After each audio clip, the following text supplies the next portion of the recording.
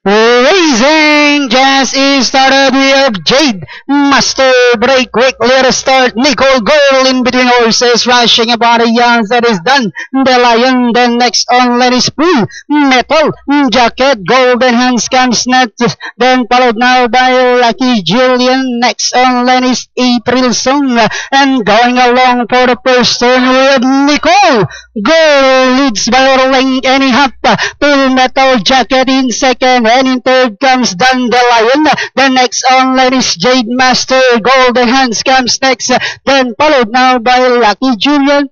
April Song Ibang Classic comes next. Then followed now by Homangad Island. While Princess Glory now racing in last.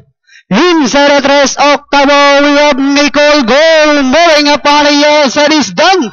De Leon now about to throw the challenge, and Diana entering the home stretch. We have Nicole Girl by Orling Any Hop.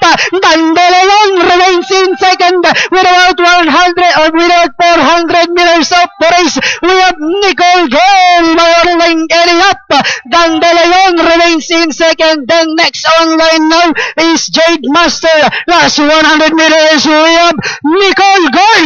A long shot this time by about 4 lengths. And finally it's Nicole Girl. Dandelion, then comes Jade Master.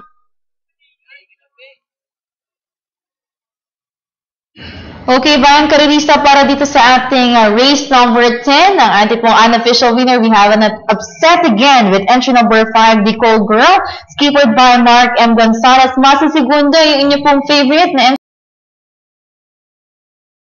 Master. Medyo nabitin tayo sa pagkuha.